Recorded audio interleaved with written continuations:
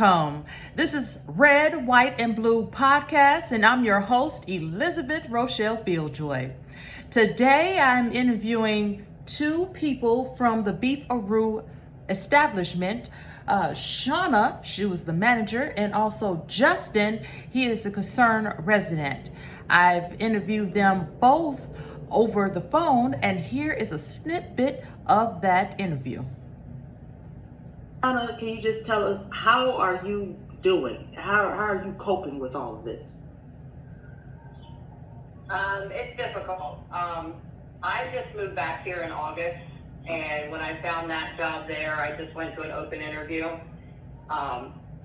Great job, so I thought, I would be able to provide and handle things, and then they up and closed on me, and I am kind of struggling at the moment because I can't seem to find a job anywhere. Well, where did you move from? I moved from Pennsylvania. I've lived in Pennsylvania for the past 30 years. Okay. And moved back here to help with my mom, so yeah.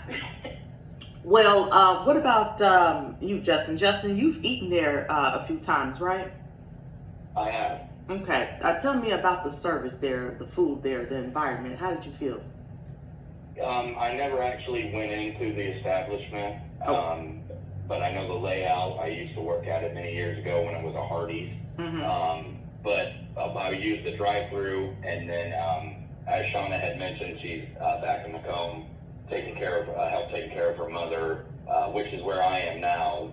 She lives with her brother, which is my great uncle, and I'm a caregiver, and I help take care of him.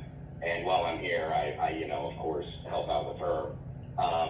But the food, the first time I had it, I guess the first time, so it was decent. I thought, well, I'll go back, I'll revisit. And then after the second or third time, it just felt bland, and there wasn't a lot of flavor. The price was decent, but the food just didn't. I could have went to McDonald's and had the same experience. Is kind of how I looked at it. Okay. Have either one of you had your own businesses? And if so, how do you think that compared to how the management failed or exceeded with their employees at Beef-a-Roo? I've never had my own business. My last job, I worked with adults with intellectual disabilities for 12 years. And I know, and it was a nonprofit organization that I worked for, very good organization. But I know there's struggles in every business and every company. The problem that I have with the Beef-a-Roo company is that the owner, who, am I allowed to say his name? Yeah, absolutely. Okay, Jeff Love is the owner.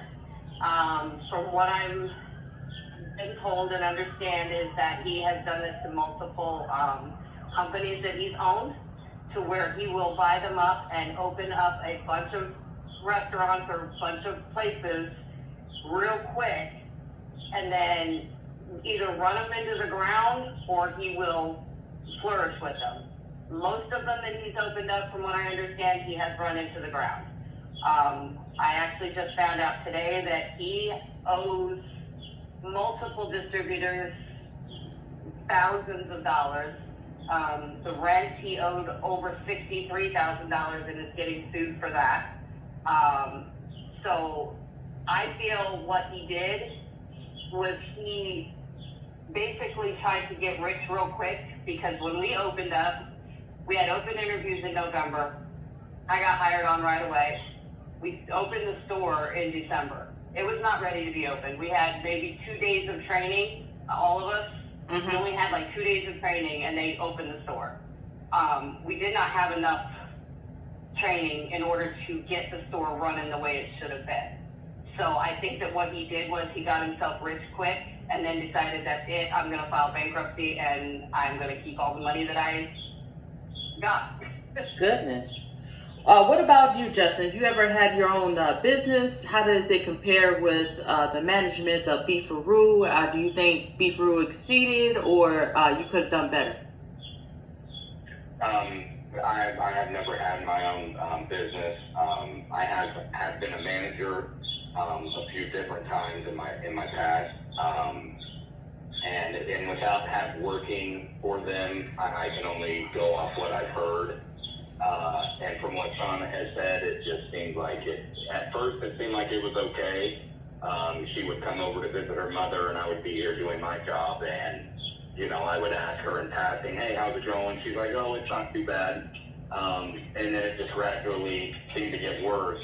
I think it was hard for them to keep employees, and that it usually, if you see that with a business, that has a lot to do with the management, how the management is being handled and ran. So, and kind of to what she had said about this gentleman who has done this again and again, it kind of sounds like it's a trick of the trade that he has learned from someone or somewhere. I mean, you don't just wake up one day and start doing stuff like this. And also on the same hand, so even though I haven't had a business, I'm aware that you have to spend money to make money, and sometimes businesses end up belly up, but that doesn't mean that you can't pay the people who had worked there, while they were sacrificing the time out of their lives to try to better their own lives and to help this person, with his business. So it's completely unfair the way it was handled, in my opinion. Yes, I couldn't agree with you more. Do you think this question is both for you, Shauna, and Justin, that the city of Macomb is doing their part, or that they could have prevented business dealings like this from even coming into Macomb? What are your thoughts about Macomb, the city of Macomb, involvement in this in any way? Me personally, I don't think that the city of Macomb could have prevented this. From what I'm understanding is that Jeff Love bought a whole lot of the Hardy stores in multiple states. And the one here in Macomb, from what I understand, I don't know if it's fact or not, it was kind of thrown in on the deal because it sat open for so long, so they just kind of threw it in the deal. And I don't think that Macomb had really they just wanted a business in there, and I get that. Macomb needs to have more businesses here. I think the biggest problem that we have in Macomb is the fact that there is nothing for children to do. Mm-hmm. They have all these gambling places, but they don't have anything for children to do. They have all these restaurants. The children are kind of left out. So I think that with them just trying, I think they're doing their best. I'm not saying that they're not. I don't want to downplay Macomb at all, but it definitely, I was born here, and from growing up here for a short period of time, it was okay. Granted, that was, 40, 50 years ago, but it seems to have gotten worse since I came back.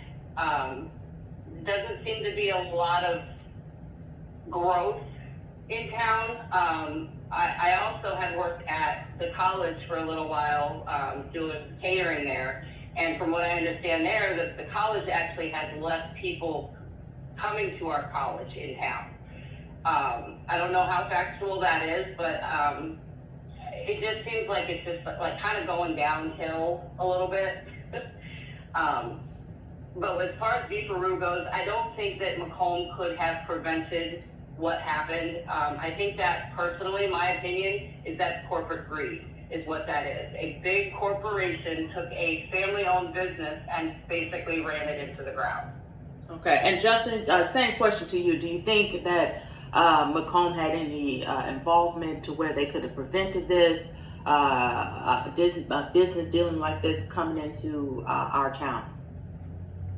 I agree with everything Shauna said. I think she pretty much covered it all. But in hindsight's 20/20. So I think Macomb, as a town, as a city, or whatever you want to call it, will look at this and hopefully, make changes and maybe add some, stipulations to someone wanting to open a business here in town. Maybe some more fine print to make sure that their employees are taken care of and compensated for their for their time. Yes, absolutely. One last question before I leave both of you. What do you, now that this has happened and the dust has settled just a little bit, are you aware of any, this question is more for Shauna than Justin, are you aware of any sort of support, maybe some type of welfare support or unemployment, something that will help you until you transition into another job? I have applied for unemployment, and that's in the works now. We also, all of us from the store, have filed complaints with the labor board, the Illinois Labor Board, because none of us were paid for the month of June. We worked, all the way up until my last day was the 30th of June, and I worked from the 6th to the 30th and did not get paid for any of it. So we all filed complaints with the labor board. I've also called the Attorney General's office, and I'm still waiting for them to call me back about it. Welfare, yeah, I haven't been on welfare in 25 years, so it's a little hard right now because I've gotten back to where I didn't want to be after all this time, but I'm looking positive at it as I will get back to where I need to be again. I also have, I also have applied for Section 8 because, I have a daughter that I have to feed and I have to have a roof over her head, and I'm struggling right now trying to provide that for her. And I've applied to every place in Macomb. Yeah, but I haven't done this kind of stuff for 25 years. I've always been able to handle my own things and been able to take care of myself, and it's becoming a struggle now. So, but we also have a lawyer as well, so we're going to get things done, and I'm looking positively at it. Who's the lawyer in your case? That I'm not sure. I honestly don't have the name. It's the whole store has kind of gotten together, and one person is taking care of it, so. Okay, and then with something like an emergency job fair, I've reached out to Mayor Mike M and myself and his city hall, also Mako, Kim Pierce, she's over Mako, and did you know that Spoon River College has agreed to host an emergency job fair? They've heard about Beef-a-Roo employees. They've eaten there many times themselves, and we're trying to get into the works of having an emergency job fair where our major manufacturers like NTN Bowers, Yetta Farm Equipment, and also Pella Windows, try to get those major manufacturers in to host a job fair specifically for the Beef-a-Roo employees and other outer workers during the summer, so that we can get you employment and let you know that Macomb as a whole stand behind you on what you've gone through. Would something like that help in the situation? I think it will. I know a lot of the people that I worked with are, on the verge of losing their apartments or losing their electricity. I know another individual, or one of the staff there, who has a child who's autistic and has special needs and needs that kind of stuff, and he's on the verge of losing, his electric, his power and stuff like that. So that, I think, would be a fantastic thing to do.